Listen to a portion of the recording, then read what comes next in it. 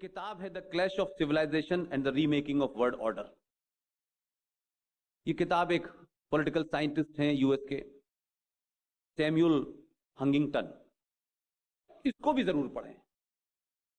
तो ये जो कहा जा रहा है ना पूरे दुनिया के अंदर युद्ध होने वाला है, तीसरे युद्ध की तैयारी है, इनकी रिसर्च कहती है, और मैं उससे बहुत हद तक सहमत हूं, क्योंकि जो मैं अपनी आंखों के सामने देख रहा हूं, जो पाकिस्तान में देख रहा हूं, जो बांग्लादेश में देख रहा हूं, उससे मुझे लगता है कि अगला जो भी युद्ध होने वाले आशंकाएं बताई जा रही हैं, वो युद्ध देशों के बीच में नहीं होने वाला है, वो युद्ध कल्चर और सभ्यताओं के नाम पे होगा। इस किताब को जरूर पढ़ें। ऐसे ही एक बहुत अच्छी किताब है, पता नहीं आप लोगों ने उसका जिक्र कभी देखा है कि नहीं देखा, अगर वो किताब आप पढ़ें तो उस किताब का नाम है, अनवर शेख की किताब है, इस्लाम एंड टेररिज्म। इस्लाम को समझने के लिए हिंदुस्तान के मुसलमान की तरफ देख करके अगर जिसने भी इस्लाम समझ लिया है, समझ लीजिए वो कंफ्यूज हो गया। अगर इस पूरे खित्ते में, इस पूरे कॉन्टिनेंट में अगर इस्लाम का बदतरीन इस्तेमाल हो रहा है और इस्लाम के बारे में झूठ सबसे ज्यादा जो मुसलमान पूरी दुनिया के नहीं बोल रहे, उससे ज्यादा हिंदुस्तान, पाकिस्तान और बांग्लादेश में बोला जा रहा है। हमारे यहां इस्लाम एक मजहब नहीं है, इस्लाम एक डराने का हथियार है, अपनी नाजायज मांगों को मंगवाने का एक हथियार है। कैसे हुकूमतों को डराएं, कैसे समाज को डराएं, कैसे इस व्यवस्था को इतना डरा दें कि आप कोई भी बात कहें, सडन एकदम भीड़ तंत्र सड़कों पे निकलेगा। और मेरा अपना जाती एक्सपीरियंस ये कहता है कि इस डर ने इस देश की पुलिस को भी डराया है, जुडिशरी को भी डराया है, और समाज तो पहले से डरा हुआ था, इसीलिए आपने कंप्रोमाइजेस शुरू कर दिए थे। आपको लगा कि हम अपनी पहचान को थोड़ी देर के लिए कुछ कम भी कर दें किसी को खुश करने के लिए। तो गांधी जी से जो सफर शुरू हुआ वो लगातार आज भी जारी है। गांधी जी ने अपने जो एक भजन जिसको वो गाते थे, वो कहां लिखा मुझे नहीं पता, जिसने लिखा उसका नाम मुझे पता है। उस भजन को सेकुलर बनाया गया कि कैसे देखने में ये सेकुलर लगना चाहिए।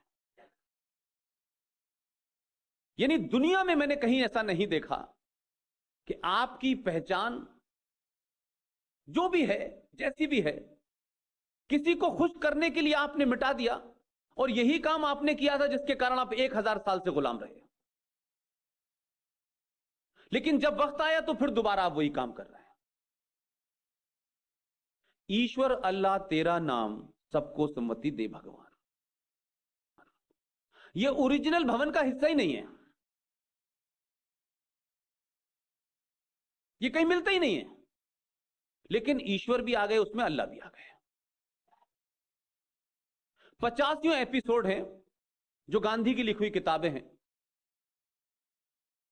कि मुसलमान गुस्से में थे तो इसलिए कहा इनको मंदिर में बुला लो, इनको मंदिर में नमाज पढ़ने दो, और अगर ये तुम्हें मारें तो इनसे लड़ना नहीं है, इनका दिल जीतना है। ये दिल जीतने की जो कला थी ये मुझे आज तक समझ में नहीं आई। हम खत्म हो गए, हमारा दिल खत्म हो गया, लेकिन हम दिल ही जीत रहे हैं उनका आज तक। इसी तरीके से बहुत सारे कंप्रोमाइजेस हमने संविधान में कर लिए, पता नहीं क्या सोच के हमारे पूर्वजों ने किए थे। 70 साल के सफर में मुझे तो कम से कम ऐसा नहीं लगता है कि जिनको विजनरी कहा जा रहा है वो विजनरी थे। मैं अगर बहुत असभ्य भाषा में कहूं तो मुझे लगता है इस देश पे 70 साल तक बौने लोगों का कब्जा था। उन बौनों को कैसे बड़ा बनाया जाए, बड़ी बड़ी किताबें लिखी जा रही थी। कोई डिस्कवरी लिख रहा है, कोई भारत एक खोज लिख रहा है, कौन लिख रहा है, किसने भारत कहां खोजा, हमें नहीं पता।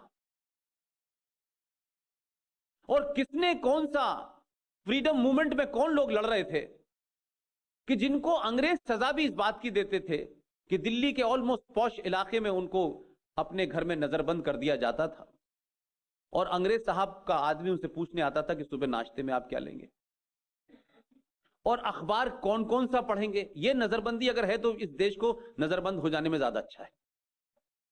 लेकिन उसी वक्त जब यह स्थिति दिल्ली में चल रही थी, उसी वक्त कोई आदमी, क्योंकि वो विजनरी नहीं था, वो एक्सीडेंटल हिंदू नहीं था, उसके अपने होने पे उसे कोई शर्म नहीं थी, और वो बुनियादी चीजें लड़ रहा था।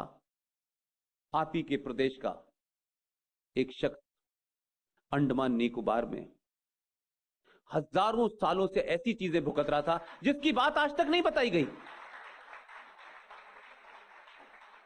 जब अंग्रेजों से लड़ने वाले दिल्ली में सुबह लिखते थे letter to daughter in the morning, फिर कोई ख्याल आ जाता था उनको तो दोपहर में भी लिखते थे, और किताब बन गई लेटर टू एडिटर बेटी की।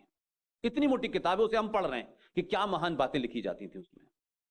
लेकिन एक शख्स को साल में एक चिट्ठी लिखने का अधिकार था, और उसकी काल कोठरी के बाहर एक और काल कोठरी थी, क्योंकि ये भागना है।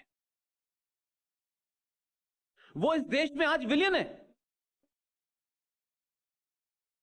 तो ये सिलसिला एक नहीं है। इसी तरीके से गांधी जी थे। गांधी जी का जब किसी मामले पे विवाद हुआ अंबेडकर से, तो गांधी जी का एक अंदाज था, गांधी जी बात कम करते थे, धरना ज्यादा देते थे, और धरना इतना इतना डराते थे।